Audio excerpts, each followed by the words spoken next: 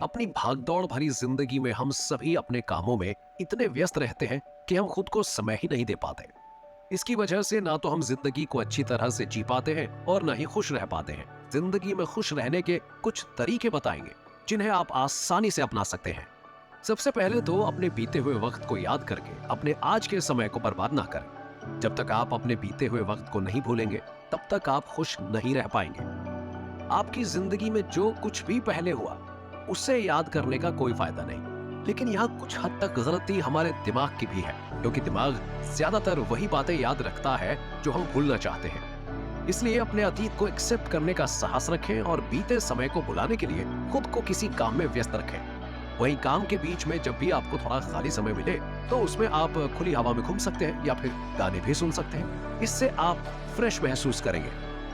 खुश रहने का दूसरा तरीका यह है कि आप अपने फ्यूचर की चिंता करना छोड़ दें। आजकल लोग किसी भी काम को शुरू करने से पहले फ्यूचर के बारे में सोचने लगते हैं कि क्या ये काम उनके फ्यूचर के लिए सही होगा या नहीं। यही चिंता लोगों को अक्सर परेशान करके रखती है।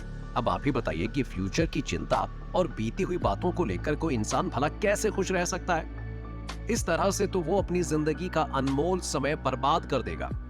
फ्यूचर की चिंता में इतना समय खराब करने से तो अच्छा है कि हम जो भी काम करें उसमें अपना 100% दें और खुद पर विश्वास रखकर पेशेंस बनाए रखें। जिंदगी में सब कुछ हमारे हिसाब से हो ऐसा जरूरी नहीं होता, लेकिन हम सब अपने हिसाब से करने के चक्कर में बहुत सी कोशिशें करते हैं, लेकिन इसके बावजूद हम सब कुछ अपने हिसाब से नहीं कर पाते और फिर निराश होकर बैठ जाते हैं। इसी वजह से बीते कल का अफसोस और आने वाले कल की चिंता हमारी आज की खुशियों को चुरा लेती है।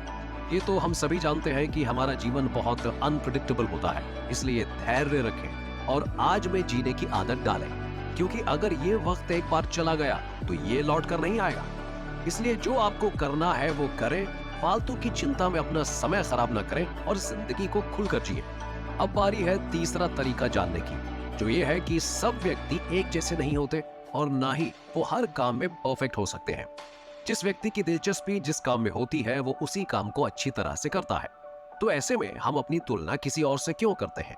अगर एक व्यक्ति किसी काम में अच्छा है तो आप भी किसी दूसरे काम में अच्छे होंगे।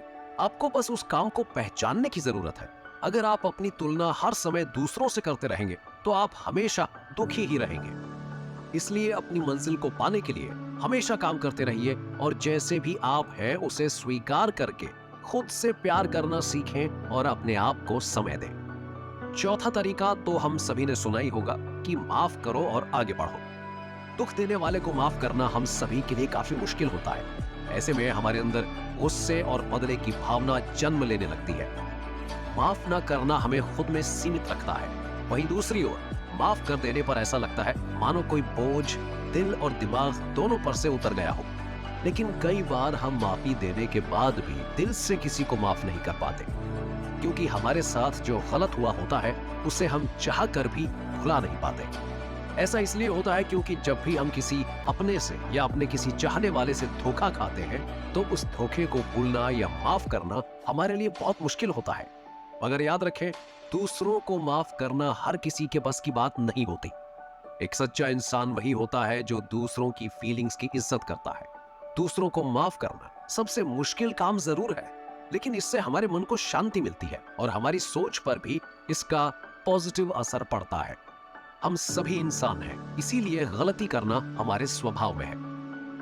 पांचवा और सबसे जरूरी तरीका जो खुश रहने के लिए सबसे जरूरी है वो है अपना ग्रैटिट्यूड यानी आभार व्यक्त करना। आपके पास जो नहीं है उसके बारे में सोचने के बजाय अपने पास मौजूद चीजों को अप्रिशिएट करने वाले लोग बाकी लोगों के मुकाबले ज्यादा खुश रहते हैं। ऐसे लोग हर दिन को एक चैलेंज के रूप में नहीं देखते, बल्कि ये लोग खुश रहने के नए अवसर ढूंढते हैं। हम अक्सर अपनी जिंदगी में इतने व्यस्त हो जाते हैं कि हम अपने चाहने वाले या परिवार वालों को अपनी जिंदगी में अहमियत देना या वो हमारे लिए क्या मायने रखते हैं ये बताना भूल जाते हैं। इसलिए जब भी आपको मौका मिले तो अपने दोस्तों और परिवार के साथ समय बिताएं और वो आपकी जिंदगी में क्या मायने रखते हैं इस बात के लिए उनका धन्यवाद करें।